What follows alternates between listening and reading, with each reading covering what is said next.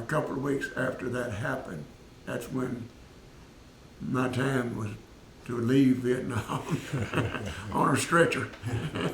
What happened? We've been getting incoming rounds every morning about 9:30, 10 o'clock. And it was just routine stuff. They'd hit here, just arbitrarily in different places.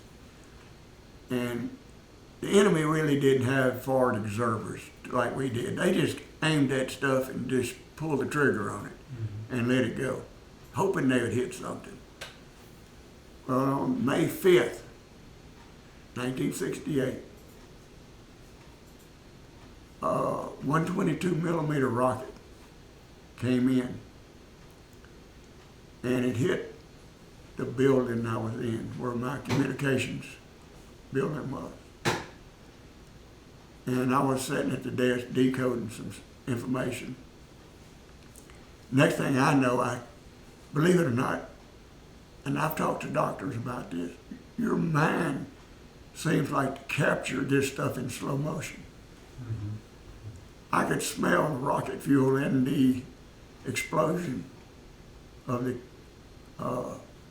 cornite. Is that what they call it? The explosive. Right.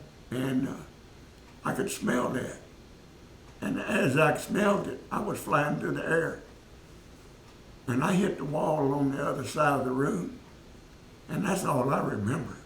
Yeah. Yeah. But this was all in slow motion to you. Yeah. Mm-hmm. Yeah. It's unreal how slow it happens. Well, I woke up in 13th Medevac, and they told me what happened. The sergeant and the lieutenant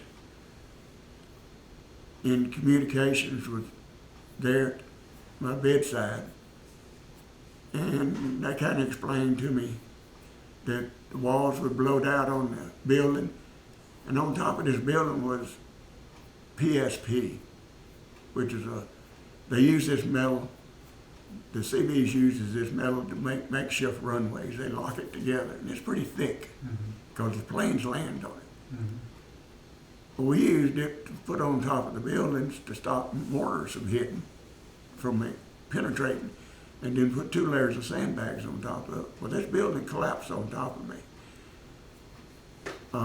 Not what the damage that the rocket did to me, that building finished it, pretty much. And then we furnished power for all the compound, and we were running generators out back. And the communication shed here, and the generator shed was uphill just a little bit here, and about 10 foot apart. Well, when that rocket hit, shrapnel went everywhere. It killed 3 guys and wounded 14 of us, and ripped open the gas and diesel fuel that these generators were running on. Fuel run down, it caught fire.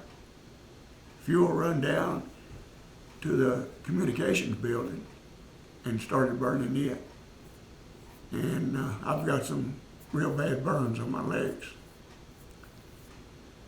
And so your injuries affected you your whole life? Yes. I've been for 50-something years.